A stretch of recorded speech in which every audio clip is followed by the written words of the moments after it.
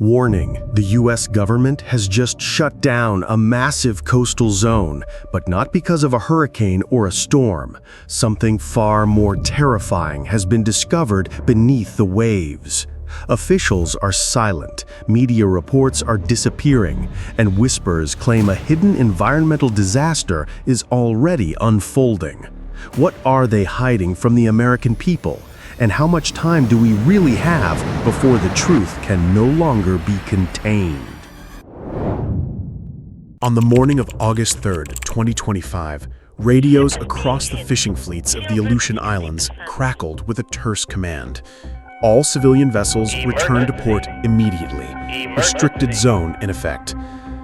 For the men and women who had worked these frigid waters for generations, it was like a lightning strike from nowhere. There was no storm on the horizon, no military exercise announced, and no reason given. Yet, by nightfall, Coast Guard cutters and unmarked vessels had drawn an invisible line across the sea, sealing off access to waters critical for cod, pollock, and halibut. The official explanation came hours later, buried in a one-paragraph notice: temporary safety protocols tied to environmental monitoring. But nothing about the government's actions looked temporary or routine.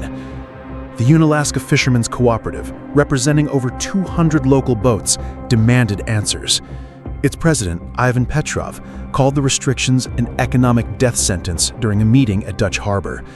If this were routine, they wouldn't have warships out there, Petrov told local station KUCB. Within 24 hours, the story disappeared from KUCB's website. Nature itself told a darker story. Along beaches near Amchitka, villagers reported hundreds of dead puffins and murres tangled in kelp, their bodies streaked with a slick residue. Families who gathered shellfish on August 4th described sudden rashes and stomach illness after cooking clams. In Unalaska, residents noticed their tap water carried a faint metallic taste, and children began complaining of headaches after swimming in the shallows. Maria Sokolov, a nurse at the Ilyuliuk Family Health Services Clinic, noted an unusual spike in skin lesions and respiratory cases within days of the closure. "We've never seen so many patients walk in at once with the same symptoms," she said. But when the clinic filed an environmental health alert with the state, the report vanished in bureaucracy. "We were told it would be reviewed. That was the last we heard." Meanwhile, fishermen insisted something unnatural was happening offshore.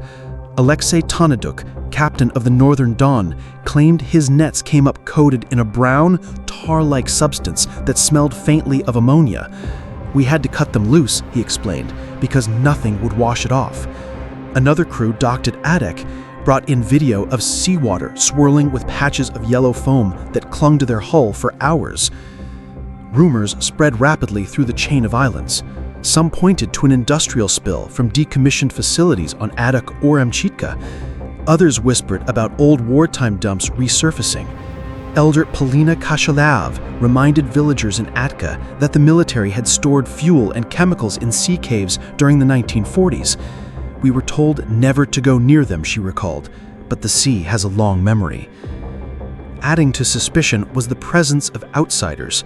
Residents of Adek reported unmarked cargo trucks arriving at the abandoned Naval Air Facility on August 6th, unloading containers under heavy guard. Fishermen spotted low-flying helicopters without insignia sweeping the coastline at night. "We're used to rough seas," said fisherman Peter Kalugin, "but this silence from the government is worse than any storm." By the end of the first week of August, panic and speculation outpaced official answers. The Aleutian community knew that something was poisoning their waters, killing wildlife and sickening families. Yet federal agencies remained silent, their updates frozen, their responses muted. For many, the conclusion was unavoidable.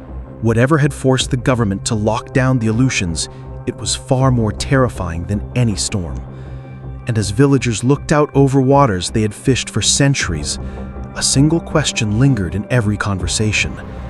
What nightmare had awakened beneath the Aleutians, and why was it being hidden again? In early August 2025, a research expedition organized by the College of Fisheries and Ocean Sciences at the University of Alaska Fairbanks, UAF, set sail from Dutch Harbor to conduct sonar mapping around Amchitka Island, one of the most remote points in the Aleutian chain. Amchitka is infamous.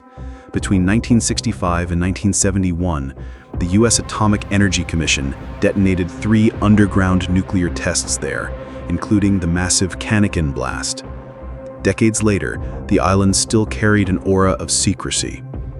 According to field notes later referenced by graduate assistant Laura Chen, the UAF team expected to chart normal tectonic shifts. Instead, their sonar scans revealed something startling: enormous cylindrical voids beneath the seafloor, some plunging more than 800 feet deep, eerily symmetrical. These weren't natural sinkholes, Chen later told a colleague. They looked like caverns collapsing in a chain reaction. Within days, the raw data vanished from UAF's public servers. The expedition's lead scientist, Professor Mark Delaney, abruptly canceled his scheduled presentation at a regional geophysics meeting.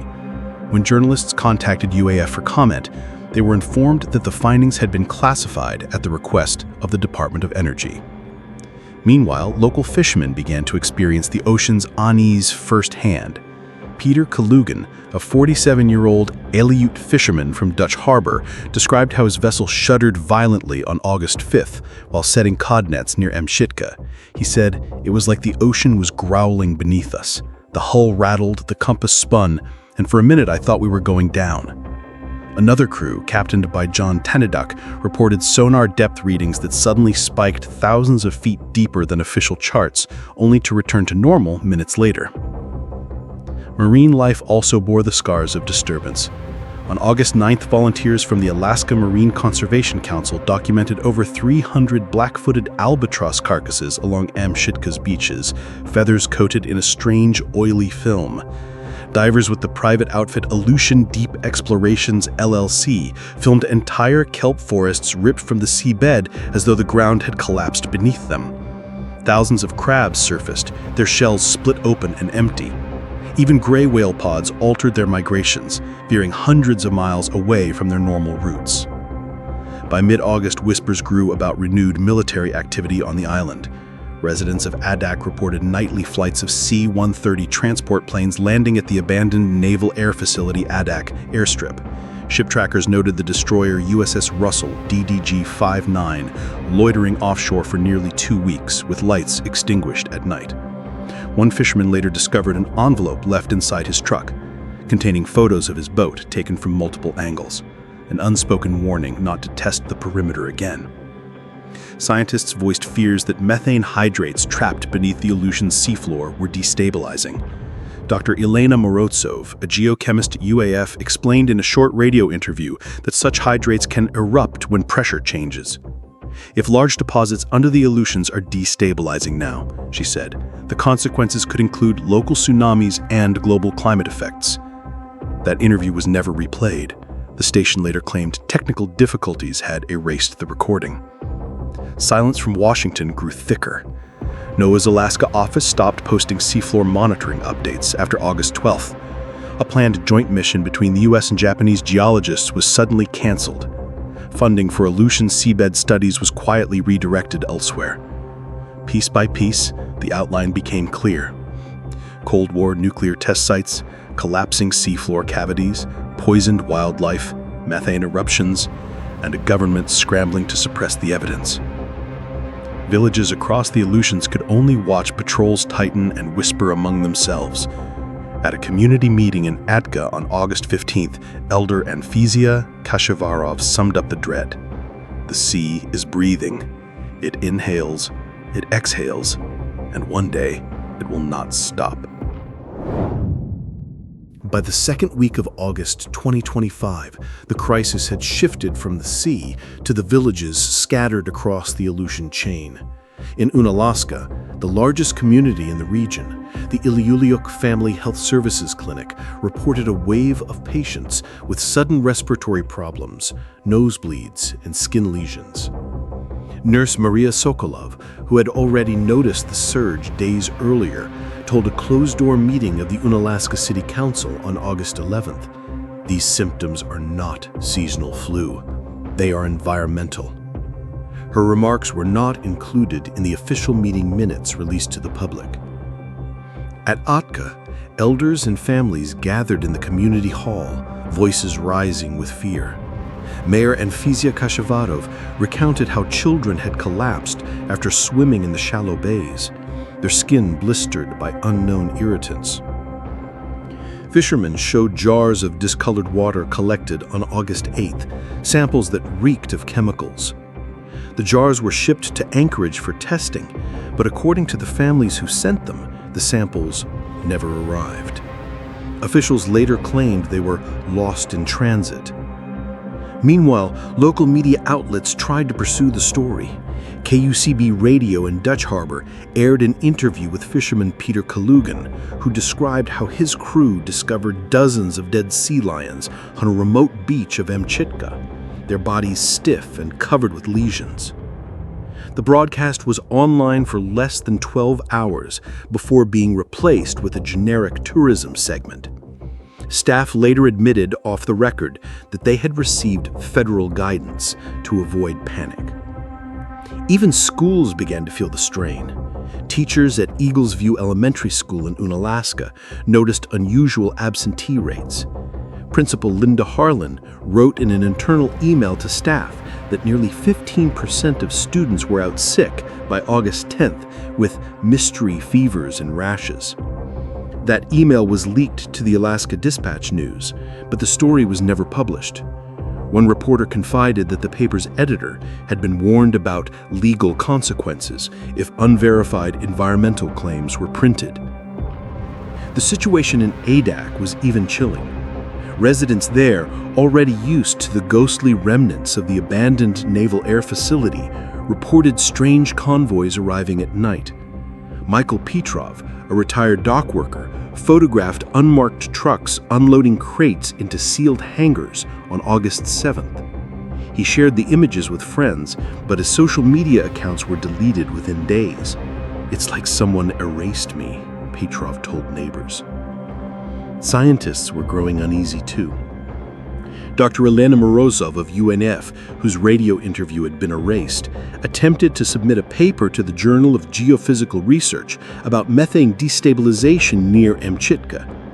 Her co-authors later revealed that the submission was placed under national security review, an unusual designation that effectively blocked publication.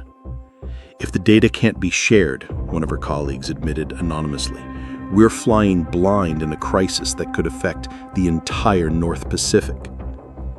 Rumors of cover-ups spread faster than the official silence. Villagers claimed that when they tried to call NOAA hotlines, their calls were redirected to automated messages. Emails sent to the Alaska Department of Environmental Conservation bounced back with generic replies. Even the Alaska Volcano Observatory, which normally reported seismic tremors, went quiet after August 12th. By August 14th, the Aleutian communities realized they were trapped between two horrors: the visible signs of an unfolding environmental disaster and the invisible machinery of a government intent on suppressing it. At a tense town hall in Unalaska, fisherman John Tanaduk stood before the crowd holding up a jar of cloudy seawater. "We are not children," he said, his voice shaking with anger. "We know when the sea is sick, and if they won't tell us the truth, then we must demand it."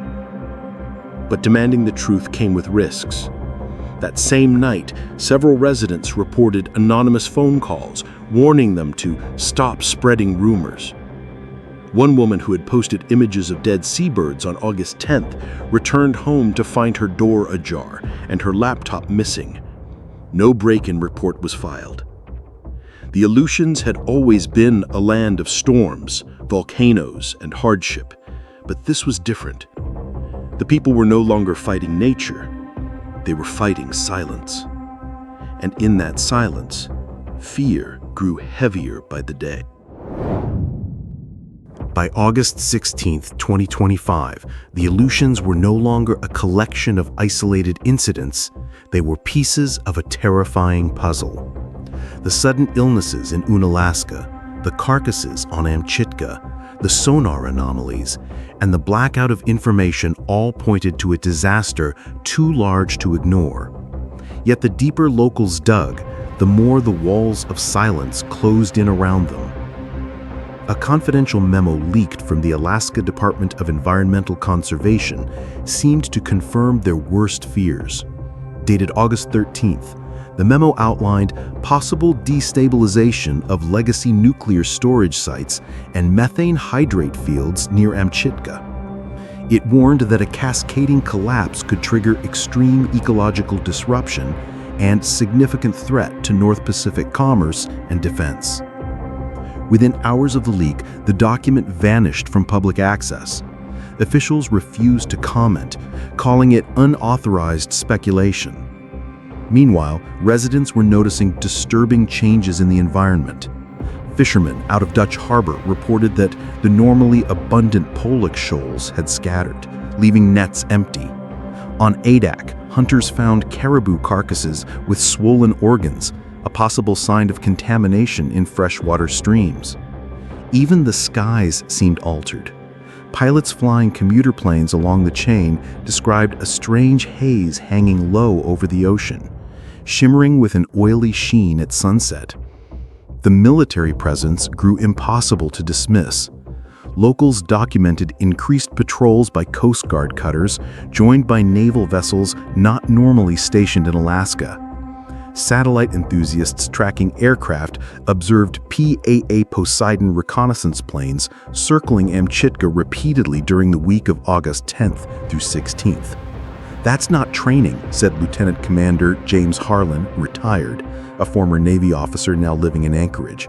"That's crisis management." Adding to the tension were reports of deliberate intimidation. On August 12th, activist group Arctic Watch attempted to deliver independent water samples to labs in Seattle. At Anchorage Airport, their coolers were confiscated by Transportation Security Administration officers, citing hazardous materials. The samples were never returned. 2 days later, Arctic Watch's website went offline after a massive denial of service attack. Its director, Karen Morales, told local reporters, "This isn't just bureaucracy. Someone wants these results buried." International observers began to take notice. Japanese media outlets briefly reported that fishermen in Hokkaido had been warned of possible contamination drifting from the Aleutians. The story was scrubbed within a day. Russian fishing companies operating in the Bering Sea complained of sudden restricted zones near U.S. waters, though Moscow offered no official statement. It seemed the ripple effects of the Aleutian crisis were already crossing borders. But for the Aleutian villagers, the crisis was immediate and personal. In Atka, elders debated whether to suspend subsistence fishing entirely, fearing that traditional food sources, cod, halibut, shellfish, were poisoned. "If we cannot trust the sea, then who are we?" Elder Paulina Kashavarov said. Her words were met with silence, broken only by the sobs of parents holding sick children. Even scientists not directly involved in the Aleutians were sounding alarms. Dr. Michael Stone, a marine geologist at Oregon State University, published an op-ed on August 15th warning that collapse of methane hydrate fields near Amchitka could represent one of the most severe climate tipping points of the 21st century. Within 48 hours, the article was removed from the journal's website, replaced with a bland editorial withdrawn notice. Piece by piece, the bigger picture emerged. This was not simply an Aleutian problem. It was a crisis with the potential to poison ecosystems, destabilize global fisheries, and unleash a climate catastrophe. And yet, rather than inform the public, the response seemed coordinated. Erase data, silence witnesses, and tighten the perimeter. By August 16th, one truth was undeniable. The Aleutians had become the epicenter of a disaster too large to contain. And if officials were fighting harder to bury the evidence than to solve the problem, then the real danger might be greater than anyone dared to imagine. By August 18, 2025, the Aleutian chain had become a pressure cooker of fear and suspicion. Families were sick, wildlife was dying, and the government's silence felt more ominous than any storm on the horizon. But beneath the surface, another story was unfolding, one that tied together decades of history, hidden infrastructure, and the fragile balance of the Pacific itself. Community leaders in Unalaska and Atka began demanding open hearings. They cited the growing body of evidence, contaminated water samples, unexplained military flights, and the disappearance of scientific data. Yet their petitions to the Alaska State Legislature were quietly ignored. One lawmaker privately admitted that federal agencies had strongly advised against public inquiry. To villagers who had already buried poisoned animals and treated sick children, the message was clear: no answers would come from Juneau or Washington. The whispers now turned to collapse, not just of the seafloor, but of trust itself. Elder Anthesia Kashavarov spoke at a gathering in Atka on August 17th, holding up a rusted barrel fragment washed ashore.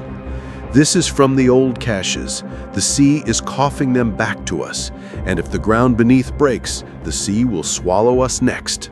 Her words struck the hall like thunder. Satellite images leaked to an independent blogger seemed to reinforce her warning. Taken on August 14th, they showed strange circular disturbances offshore near Amchitka, patterns consistent with methane eruptions or collapsing cavities. Within hours, the blogger's website was suspended for violating community guidelines. Copies of the images circulated briefly on social media before vanishing. For the fishing fleet, the nightmare was already real. Boats that ventured near the restricted perimeter reported dead zones where no fish or plankton stirred, as if life itself had been erased. Captain Alexei Taunaduk of the Northern Dawn described it as sailing over a graveyard. His crew filmed 5 minutes of eerie, lifeless water, but when they tried to upload it, their internet connection repeatedly failed. Later, the footage was corrupted beyond recovery. Meanwhile, whispers reached Anchorage. Hospitals there were quietly preparing for a surge in patients evacuated from the Aleutians. Respiratory distress, skin burns, organ failure. "We were told to expect anything," said a nurse who asked not to be named. No official notice of such preparations was ever released. International scientists, alarmed by the vanishing data, began exchanging encrypted emails. A group of marine geologists from Japan, Norway, and Canada drafted a joint statement warning of potential chain reactions in the North Pacific. But before it could be published, several institutions withdrew their support under pressure from government partners. One Japanese researcher confided, "We were told it was not in our national interest to antagonize the US on this issue." The Aleutians had always been remote, a land of fog, volcanoes, and war relics. But now its remoteness had become the perfect cover for a disaster hidden in plain sight.